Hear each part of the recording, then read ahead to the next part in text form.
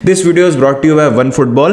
No one gets you closer to Syria than OneFootball. OneFootball ने एक बहुत ही बेहतरीन तरीका बनाया जहां पे you get a chance to get your own digital video moments.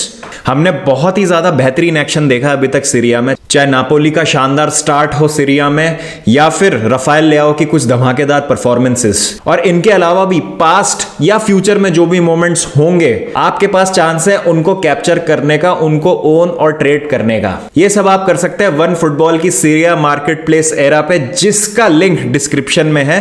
तो please head down to the link given in the description below and get a chance to own your digital video moments. जैसे जैसे FIFA world cup नजदीक आ रहा है, हमारी नजरें जो हैं टीम्स पे पड़ रही हैं। टीम्स अपना कंपोजिशन जो है वो ठीक करने में लग रही हैं और प्लेयर्स जो है पूरी जान लगा रहे हैं कि कैसे ना कैसे उनको कॉल अप आ जाए, और नजर डालेंगे ऐसे ही टीम्स पे जो हमको देखने को मिल सकती हैं वर्ल्ड कप में। तो आज पहली जो टीम है जिसकी हम बात करेंगे वो है अर्जेंटीना। तो बात करेंगे अर्जेंटीना की स्क्वाड की, किस तरीके से उनकी स्क्वाड डेप्थ है, किस तरीके से वो लाइनअप हो सकते हैं वर्ल्ड कप में। तो बात करेंगे आज अर्जेंटीना की। सबसे पहले एक बार नजर डालेंगे उनके स्क्वाड पे, उनके ग्रुप पे, कौन कौन अपोजिशन को वो फेस करेंगे, क्या उनके चांसेस होते हैं वर्ल्ड कप में और उनका ये टूर्नामेंट कैसा जा सकता है। तो थोड़ी सी उसकी एक बेसिक डिस्कशन करेंगे। तो सबसे पहले एक बार ग्रुप पे नजर डाल लेते हैं कि अर्जेंटीना का ग्रुप क्या है। तो अगर हम ग्रुप की बात करें, अर्जेंटीना को जो ग्रुप मिला तो अर्जेंटीना ग्रुप सी में है, जहां पर उनका ड्रॉ सऊदी अरेबिया, मैक्सिको और पोलैंड के साथ निकला है। तो फेयरली मैं कहूंगा इजी ग्रुप मिला है अर्जेंटीना को। ऑल्दो वर्ल्ड कप जो खेल रही होती हैं दुनिया की बेस्ट टीमें होती हैं, बट अगर मैं बाकी ग्रुप से कंपेयर करूं यहां पर, तो अर्जेंटीना के लिए स्ट्रेट फॉरवर्ड होना चाहिए ग्रुप से क्वालिफिकेशन। और मुझे लगता है कि ना केवल इस ग्रुप से निकलना चाहिए अर्जेंटीना को, बट ग्रुप टॉप भी करना चाहिए। बिकॉज मुझे नहीं लगता है कि सऊदी अरेबिया, मैक्सिको या पोलैंड में इतनी फायर पावर है जो अर्जेंटीना को ओवरकम कर सके। तो ये एक बेसिक चीज़ है। अब देखिए यहाँ पर अगर हम वर्ल्ड कप जीतने की बात करते हैं तो एक टीम को वर्ल्ड कप जीतने के लिए क्या करना है? आपको 3 ग्रुप मैच खेलने हैं, उसके बाद round of 16, quarter final, semifinal और फाइनल 4 मैच ये हैं।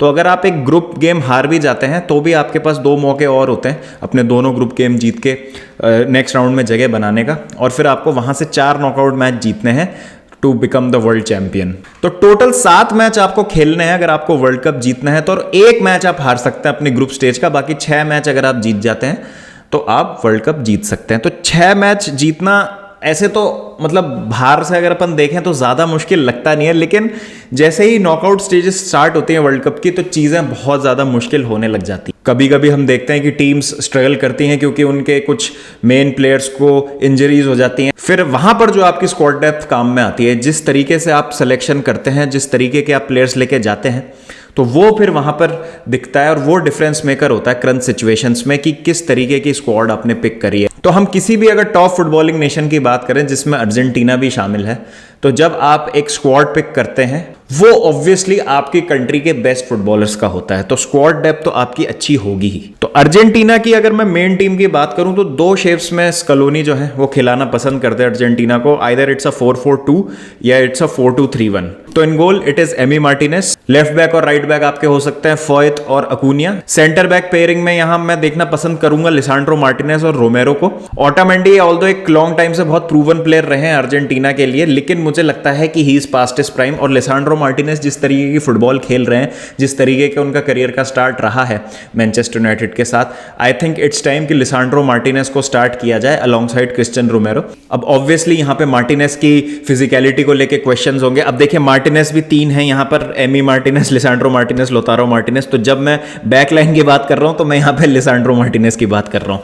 तो यहां पर लिसांड्रो मार्टिनेज की फिजिकलिटी को लेके क्वेश्चन है कि भाई हाइट छोटी है, फिजिकल टीम्स के साथ कैसा करेंगे, क्या करेंगे, लेकिन अभी तक प्रीमियर लीग में सबको गलत प्रूफ किया है। आई थिंक लिसांड्रो मार्टिनेज एक मच नीडेड टेनेसिटी, एक अग्रेशन लेके आते हैं जो कि बहुत ज्यादा जरूरी है। सेम अग्रेशन ओटामेंडी भी लेके आता है, but he is way too rough and I think current situations में he can make a mistake जो कि भारी पड़ सकती है अर्जेंटीना को वर्ल्ड कप जैसे बड़े कंपटीशन में। अब यहां पर अगर हम देखें 4-2-3-1 पे अगर हम नजर डालें तो यहां पे डबल पिवट होता है गिडो रोड्रिगेज और रोड्रिगो डी पॉल का। लोसेल्सो लेफ्ट पे, डी मरिया राइट पे, Messi plays as that floater behind the striker Lautaro Martinez.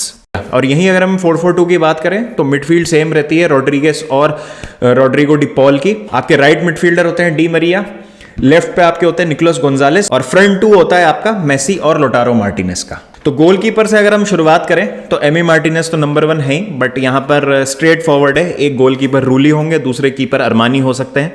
तो ये 3 गोलकीपर आप एक्सपेक्ट कर सकते हैं कि पिक करें। फेनालिसीमा में भी जो हमने देखा था इटली के खिलाफ, यही 3 गोलकीपर जो थे वो गए थे अर्जेंटीना की तरफ से, तो यहाँ पे ज़्यादा इशूज़ नहीं है। अब यहाँ पर अगर मैं सेंटर बैक ऑप्शंस की बात करूँ तो आप मेजरली ये 3 सेंटर बैक ऑप्शंस ही देखेंगे, मार्टिनेज, ओटामेंडी और क्रिस्टियन रोमेरो।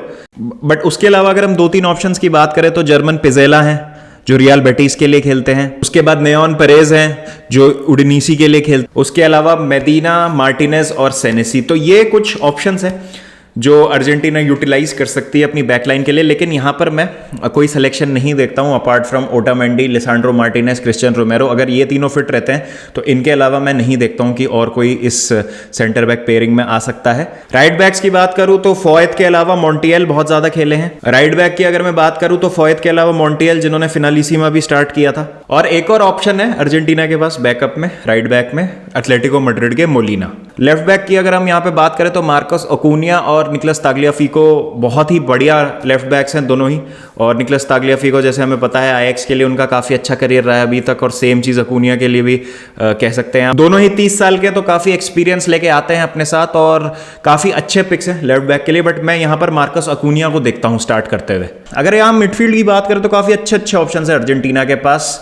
गिडो रोड्रिगेज और रोड्रिगो डी पॉल की तो हमने बात कर ही ली, और जियोवानी लो सेल्सो अगर एक टेक्टिकल वेरिएशन चाहिए होता है स्कलोनी को तो। लेकिन उसके अलावा अगर हम बात करें तो ब्राइटन के मैकेलिस्टर हैं, उसके अलावा लियांद्रो पेरेदिस जो यूवेंटस आए हैं अभी पीएसजी से, वो एक बहुत ही बढ़िया ऑप्शन है। उसके अलावा बोलोनिया के निकलस डोमिंगेस, ये एक स्क्वाड प्लेयर की तरह एक अच्छा काम कर सकते हैं। तो 3-4 बहुत अच्छे मिडफील्डर हैं अर्जेंटीना के पास जो पिवट में खेल सकते हैं या उस होल्ड अप रोल में खेल सकते हैं।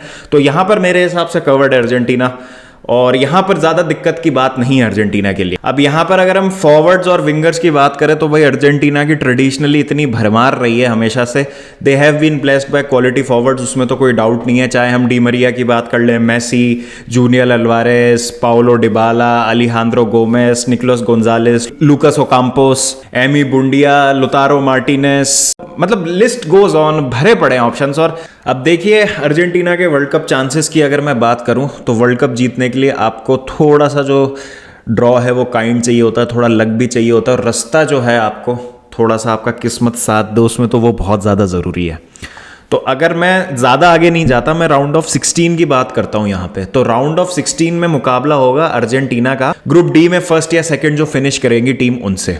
अब देखिए यहां पर हम अज्यूम करते हैं कि अर्जेंटीना अपना ग्रुप टॉप कर रही है, तो ग्रुप डी में है फ्रांस, डेनमार्क, ऑस्ट्रेलिया और टूनिशिया, जहां पर मैं सोचता हूं कि फ्रांस को ग्रुप टॉप करना चाहिए, डेनमार्क आएगी सेकंड। तो अर्जेंटीना वर्सेस डेनमार्क एक बहुत ज़्यादा हाई प्रोबेबिलिटी है कि राउंड ऑफ 16 मैच हो सकता है, जिसमें मुझे लगता है कि अर्जेंटीना क्वार्टर फाइनल्स तक तो पहुंच सकती है बहुत आराम से। और फिर क्वार्टर फाइनल्स में एक बार टीम पहुंच जाती है कोई भी तो उसके बाद 3 गेम का फासला होता है आप में और वर्ल्ड कप में। तो क्या अर्जेंटीना वर्ल्ड कप जीत सकती है?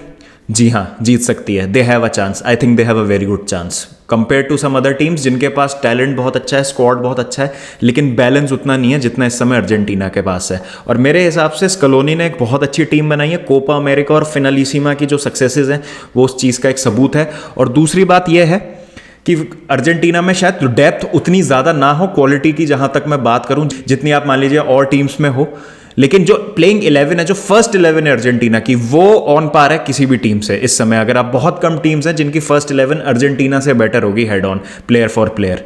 तो ये एक चीज़ है जिसमें अर्जेंटीना मेरे ख्याल से एडवांटेज होल्ड करती है। अगर उनकी टीम खराब भी होगी किसी टीम से प्लेयर फॉर प्लेयर तो 19-20 का ही फर्क होगा। मुझे नहीं लगता कि अर्जेंटीना बहुत सारी टीमों से पीछे है किसी भी तरीके से।